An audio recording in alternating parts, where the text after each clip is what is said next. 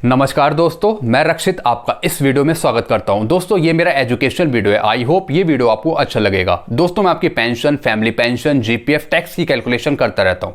आपको इन्फॉर्मेशन देता रहता हूं पेंशन पर, ताकि आपको पेंशन पर, फैमिली पेंशन पर, जीपीएफ पर, टैक्स पर कभी कोई नुकसान ना हो। आप अपनी पेंशन खुद कैलकुलेट कर सकें। ऐसे ही मैं आपके लिए interesting videos, informative videos, educational videos बनाता रहूं, लाता रहूं। इसके लिए आप मेरे चैनल को सब्सक्राइब कर लीजिए और लेटेस्ट मेरे वीडियोस की नोटिफिकेशन आपको जल्दी मिल जाए, टाइम पे मिल जाए। इसके लिए आप बेल आइकन को प्रेस कर लीजिए। दोस्तों जो मेरे वीडियोस हैं और जो मेरा चैनल है वो आप शेयर करते रहिए। जैसे आप मेरे वीडियोस के माध्यम से पेंशन पर लाभ ले रहे हैं, आपको पता लग रहा है कि पेंशन किस तरीके से सेट होती है हमारी, तो ऐसे ही दूसरे लोगों को भी पता लग पाए मेरे वीडियोस के माध्यम से। तो ज़्यादा से ज़्यादा आप शेयर करिए मेरे वीडियोस को और उसका लाभ दूसरे लोगों तक भी पहुंचाइए। दोस्तों जो मेरा आज का वीडियो है ये है डिफेंस पेंशनर पे। दोस्तों आज मैं आपको बताऊंगा कि 5th सीपीसी में जो जेसीओस थे, जैसे नायब सूबेदार, सूबेदार मेजर, उनकी पेंशन कैसे सेट करी गई टॉप अप स्केल से, और जो अब 7 सीपीसी में वो पेंशन आ रहे हैं उनकी पेंशन क्यों कम हो रही है। जो और भी रैंक है उनकी पेंशन 7 सीपीसी में क्यों कम हो रही है। 2014 से पहले उनको मिल रही है ओआरओपी के अकॉर्डिंग, फिर 7 सीपीसी में उनकी पेंशन कम हो जाती है, फिर 2014 से 15 के बीच में फिर उनकी पेंशन और कम हो जाती है। दोस्तों ये पेंशन में फ्लक्चुएशन क्यों कम ज़्यादा पेंशन हो रही है डिफेंस की, तो ये मैंने जानकारी पता लगाने की कोशिश करी है क्यों इतना पेंशन में डिफरेंस है, सेम रैंक होते हुए, सेम सर्विस होते हुए। तो मैं आपको पूरा समझाऊंगा। मैंने एक नोटिंग ड्राफ्टिंग बना रखी है, एक एक चीज़ मैं आपको समझाऊंगा। मैं आपको ये भी बताऊंगा जो जेसीओस थे उनकी बेसिक पे से बेसिक पेंशन कैसे बनाई गई 5th से 6 सीपीसी में। 5th सीपीसी के टॉप अप स्केल से उनकी बेसिक पे से बेसिक पेंशन कैसे बनी, और वो बेसिक पेंशन उनके पीपीओ में भी मौजूद होगी। वो आप अपना पीपीओ भी चेक कर सकते हैं। तो सारी चीज़ें मैं आपको समझाऊंगा, आप बिल्कुल ध्यान से समझिएगा, क्योंकि ये दोस्तों ये जो वीडियो है ये आपके लिए बहुत इंपॉर्टेंट है। दोस्तों जो पुरानी सीपीसी हैं 3rd, 4th, 5th, उनको समझना आपके लिए बहुत ज़्यादा इंपॉर्टेंट है। जब तक आप पुरानी सीपीसी को नहीं समझ पाएंगे तब तक आप पता नहीं लगा सकते कि आपकी पेंशन किस वे में बन रही है, क्या थी मेरी पुरानी बेसिक, किस आधार पर मेरी अभी फिक्स हुई है। तो दोस्तों मैंने ये कोशिश करी है कि किस तरीके से अभी जो पेंशन आ रहे हैं 7 सीपीसी में उनकी पेंशन कम हो रही है, उससे पहले क्या पेंशन वो पा रहे थे और बीच में उन्हें क्या पेंशन मिली, ये सब बातें मैंने पता लगाने की कोशिश करी है। मैंने एक नोटिंग बनाई है, ड्राफ्टिंग बनाई है, तो आप समझिएगा वो क्या चीज़ है। तो चलिए लैपटॉप पे हम शुरू करते हैं एक नोटिंग ड्राफ्टिंग, और मैं आपको समझाता हूँ पढ़कर, और आप भी समझिएगा। दोस्तों एक छोटी सी कैलकुलेशन भी है और भी क्या क्या हो रहा है उनके साथ वो भी मैंने आपको समझाया है। तो आइए लैपटॉप पर। कुछ भी चीज़ समझ नहीं आती है तो डायरेक्ट आप मेरे को कमेंट कर सकते हैं। आइए लैपटॉप पर। दोस्तों मैं लैपटॉप की तरफ आ गया हूँ, तो चलिए शुरू करते हैं इस वीडियो को। तो सबसे पहले मैं आपको पे स्केल दिखा देता हूँ। ये आप देख रहे हैं पे स्केल, नायब सूबेदार का, वाई ग्रुप का, सूबेदार का, फिर सूबेदार मेजर का। तो इन पे स्केल को आधार मानकर इनका टॉप अप अमाउंट को लेकर इन पे स्केल के कैसे पेंशन सेट हुई 5th से 6th में चंद्रशेखर कमेटी के द्वारा, ये मैं आपको बताऊंगा। और भी जवानों की क्या मांगे हैं वो भी मैं आपको समझाऊंगा अपनी इस नोटिंग में। तो चलिए शुरू करते हैं। तो सबसे पहले मैं आपको बता रहा हूं सूबेदार मेजर का। तो सूबेदार मेजर का 5th सीपीसी का टॉप अप स्केल का टॉप अप अमाउंट था 9550, जैसा मैं आपको यहाँ पे भी दिखा रहा हूँ। सूबेदार मेजर का 9550, और चंद्रशेखर कमेटी की मेरे पास टेबल भी है। मैंने इससे पहले आपको समझा रखा है कि किसके अकॉर्डिंग क्या बनती है पेंशन ओआरओपी 2 में। वो मेरे पुराने वीडियोज़ आप देख सकते हैं पहले के। तो आप यहाँ पे देख रहे हैं सूबेदार मेजर का 9550 टॉप अप स्केल का टॉप अप अमाउंट यहाँ पे फिक्स है। अब इसके थ्रू कैसे बेसिक पे से बेसिक पेंशन बनाएंगे, आइए ये जानते हैं। तो 9550 ये हमने ले रखा है यहाँ पे, आप देखिए। सबसे पहले मैं आपको कैलकुलेशन ही दिखा रहा हूँ। 9550 का हमने कर दिया 1.86, और 6 सीपीसी का 4800 ग्रेड पे ऐड कर दिया, तो आ गया 22563। इसका हमने राउंड ऑफ कर दिया तो आता है 22570। दोस्तों पहले एमएसपी भी ऐड होती थी, तो वो भी हम ऐड करेंगे। तो 22570 में हमने 2000 एमएसपी जोड़ दिए, तो आ गया 24570। दोस्तों ये जो आई ये आई बेसिक पे आ गई है 6 सीपीसी की 24570। अब पेंशन देनी है हमें किसी को तो हम इसका आधा कर देंगे, वो मैं आपको अभी बाद में बताऊंगा। तो अभी हमने बेसिक पे निकाल ली 24,570, यही यहाँ पर मौजूद है, यहाँ पे आप देख रहे हैं 24,570। ये देखिए दोस्तों 24,570। चलते हैं अगला। अब चलते हैं सूबेदार का। तो सब सूबेदार का सबसे पहले हम टॉपअप स्केल का टॉपअप अमाउंट देख लेते हैं 5th CPC का।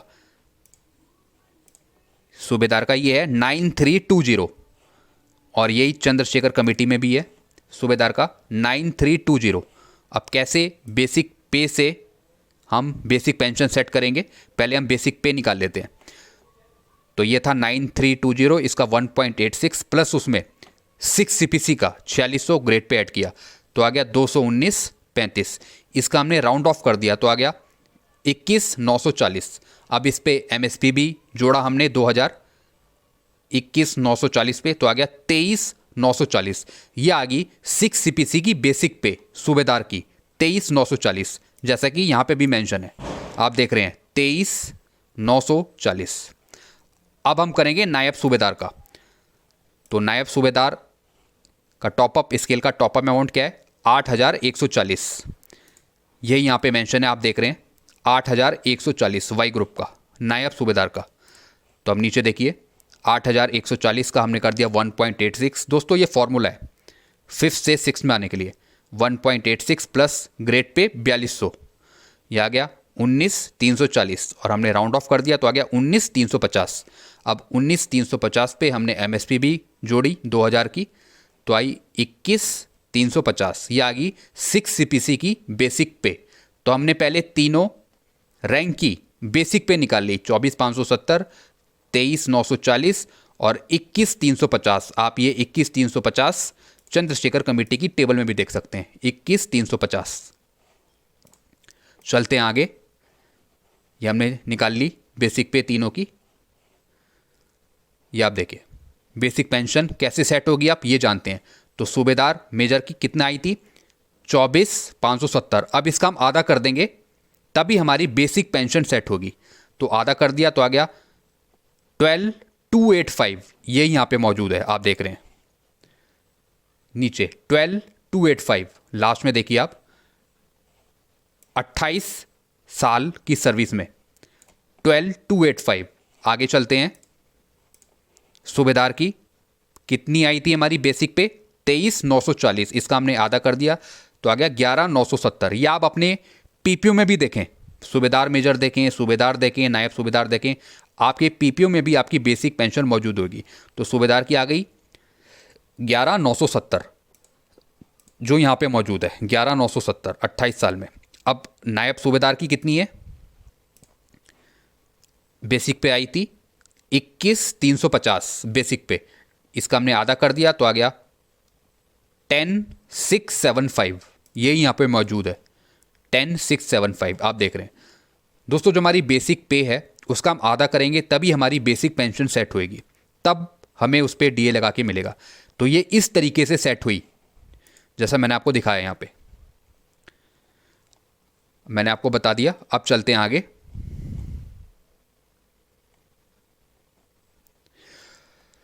दोस्तों इन अमाउंट से सभी JCOs पेंशन ले रहे थे पहले, इसके बाद OROP भारत सरकार ने दिया। एक साथ 2014 से पहले रिटायर हुए सभी रैंक के लिए OROP टेबल बनाई गई, जो सर्कुलर नंबर 555, जैसा आपको पता है सर्कुलर नंबर 555 OROP का ही है, जो सर्कुलर नंबर 555 के रूप में PCDAP ने दिनांक 4/2/2016 को पास किया और उसी के अकॉर्डिंग पेंशन ले रहे हैं 2014 से पहले। तो कितनी बढ़ोतरी हुई बेसिक पेंशन पर, आइए जानते हैं। पहले मैं आपको बता रहा हूं सूबेदार मेजर का। दोस्तों पहले थी 12,285, जैसा मैंने आपको यहां पे दिखाया था सूबेदार मेजर का 12,285 पहले जो बेसिक पेंशन थी। अब कितनी है, अब है 12,757, यानी कितने बढ़े 472 रुपये बढ़ाए गए। यानी जो 555 का जो सर्कुलर है उसमें जो बेसिक पेंशन मौजूद है सूबेदार मेजर की वो है 12,757 और जो पहले थी वो थी 12,285। तो कितना अंतर आया पैसे का? 472, यानी 3.9% बढ़ी पेंशन। अब सूबेदार की बात करते हैं। 11,970 थी पहले चंद्रशेखर कमेटी में, अब 555 सर्कुलर के आधार पर OROP के अकॉर्डिंग अब हो गई 12,268, यानी कितने रुपए बढ़ा? 298, 2.5% बढ़ा। फिर नायब सूबेदार का पहले थी 10,675, ये मैं आपको यहां पे भी दिखा रहा हूं चंद्रशेखर कमेटी में, ये आप देखिए नायब सूबेदार का 10,675, और अब 555 सर्कुलर के आधार पर हो गई 10,742, 10,742। तो कितने रुपए बढ़ा? 67 रुपये, और 0.6% बढ़ा। तो इतना डिफरेंस आया पहले की बेसिक पेंशन पे और अब 555 सर्कुलर के आधार पर। अब चलते हैं आगे। दोस्तों, समस्याएं कहां से आनी शुरू हुई इस पर बात कर लेते हैं। जब PCDA ने जो OROP टेबल के अनुसार पेंशन देनी थी तो उसमें फेरबदल कर दिया। उन्होंने 1 जुलाई 2014 तक सभी पेंशनरों को OROP 555 सर्कुलर के अनुसार पेंशन दी। जैसे मैंने आपको बताया, 1 जुलाई 2014 तक सभी पेंशनरों को OROP 555 सर्कुलर के अनुसार पेंशन दी, 2014 से पहले को। फिर जो जवान और JCO 1 जुलाई 2014 के बाद पेंशन आए, 1 जुलाई 2014 से 31/12/2015 तक उन्हें OROP का जो बढ़ा हुआ पैसा था उनको पेंशन में नहीं दिया गया। जो भी 1 जुलाई 2014 से 31/12/2015 तक आए पेंशन, उनको OROP का जो बढ़ा हुआ पैसा था वो पेंशन में नहीं दिया। जैसे एक सूबेदार जो पूरी कलर सर्विस करके पेंशन आया था, उसे 11,970 पर फिक्स गया। जैसे मैंने आपको यहां दिखाया, 11,970 पे फिक्स किया। आगे चलते हैं। चंद्रशेखर कमेटी की टेबल के अनुसार कितना फिक्स किया गया था? 11,970, और OROP में अब उसका 298 रुपये बढ़ा। जैसा मैंने आपको दिखाया था ऊपर, कितना रुपए बढ़ा अब, यानी 2.5% तक बढ़ा। इसी तरह PCDA ने JCOs की पेंशन और पे का स्तर नीचे गिरा दिया, जिससे इन्हें काफ़ी नुकसान हुआ पेंशन पर। इसमें इनकी पेंशन चंद्रशेखर कमेटी की टेबल के अनुसार फिक्स हुई और 7 CPC में बेसिक पेंशन को 2.57 से मल्टीप्लाई कर दिया।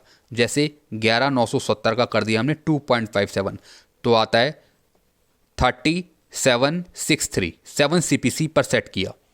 कहने का मतलब क्या है, जो OROP का सूबेदार था और उसके बढ़े हुए पैसे की सेटिंग थी, यानी 2.57% जो बढ़ा OROP में, वो पेंशन देने की बजाय जो पहले से ले रहा था OROP से पहले का टेबल जो था 11,970, उस पैसे को जो 1/7/2014 से 31/12/2015 तक जो JCO सूबेदार, चाहे वो सूबेदार मेजर हो, चाहे वो नायब सूबेदार हो, चाहे वो सूबेदार हो, जो पेंशन आए उनका पेंशन सेट 2.57 मल्टीप्लाई करके किया। इसी तरह OROP वाली टेबल से इनकी अभी पेंशन कम बनी। ये सभी रैंक के साथ हुआ है, इनकी पेंशन कम बन रही है सभी रैंकों की। कितना फ़र्क है पेंशन में, ये देखिए। अब हम जानेंगे कितना पेंशन में फ़र्क आया। 1 जुलाई 2014 से पहले आए पेंशनरों की पेंशन अलग है।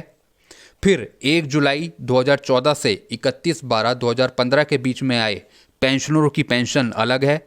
फिर जो 31/12/2015 के बाद आए, यानी 1/1/16 के बाद जो आ रहे हैं 7 CPC में, उनकी पेंशन अलग है पेंशनरों की। तो आपने देखा, same rank, same qualifying service होने के बाद भी पेंशनरों की पेंशन में इतना डिफरेंस है, कोई भी समानता नहीं है। 3 टाइप की पेंशन हो गई है। आप देखा ऊपर आपने 3 टाइप की पेंशन। कहने का मतलब क्या है, जो सबसे पहले आया उसकी ज़्यादा पेंशन, फिर जो 1 जुलाई 2014 से 31/12/2015 तक आया उसकी पेंशन थोड़ी कम, फिर 7 सीपीसी में जो पेंशन आया पेंशनर उसकी पेंशन और भी कम। इसी तरह से सबकी पेंशन सेट हुई सभी रैंक में। तो आपने देखा 3 तरीके से पेंशन सेट हुई, किसी की भी समान पेंशन नहीं रही। एक एग्जाम्पल हम लेते हैं, जैसे किसी सूबेदार की 30 साल की नौकरी है और वह ओआरओपी से पहले पेंशन आया, यानी 1/7/2014 से पहले, तब उसकी पेंशन 32,614 होगी। अगर यही सूबेदार 1/7/2014 और 31/12/2015 के बीच पेंशन आया तब उसकी 30,763 होगी, यानी 30 साल की सर्विस में।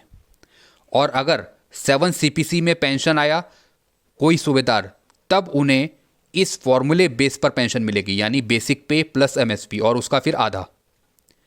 जैसे उनकी अप्रॉक्स बन रही है 26,500 या 27,000 तक, जिससे उन्हें बहुत नुकसान हो रहा है पेंशन पर। सभी रैंक के पेंशनरों को same rank, same qualifying service और सेम ग्रुप, तब भी पेंशन अलग अलग है।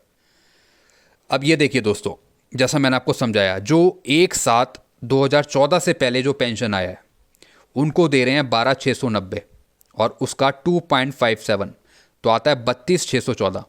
अब जो 1/7/2014 से 31/12/2015 तक जो पेंशन आया है उसको मिल रहा है 11,970 के हिसाब से, यानी 11,970 का 2.57 यानी 30,763। जो 7 सीपीसी में पेंशन आ रहे हैं 1/1/16 के बाद से, उनको मिल रहा है सिर्फ 26,500 या फिर 27,000 28,000 बेसिक पे प्लस एमएसपी और उसका आधा उनको पेंशन मिल रही है। तो आपने देखा सेम रैंक है, सेम क्वालिफाइंग सर्विस है, सेम ग्रुप है, रैंक भी एक ही है सूबेदार वाई ग्रुप, क्वालिफाइंग सर्विस भी सेम है, तब आप पेंशन में डिफरेंस देखिए। एक को मिल रहा है 32,614, एक को 30,763 और एक को मिल रहा है 26,500। ये मैंने अप्रॉक्स बताया है, इसी के आसपास मिल रहा है। जो सबसे लास्ट में आ रहा है उसको कितना कम मिल रहा है, जो पहले आया उसे ज़्यादा मिल रहा है और जो बीच में सेट हुआ उसका भी अलग बन रहा है। तो इस तरीके से पेंशन सेट हुई। तो 1/7/2014 और इसके बाद पेंशन उन्हें 11,970 का 2.57 का लाभ दिया गया।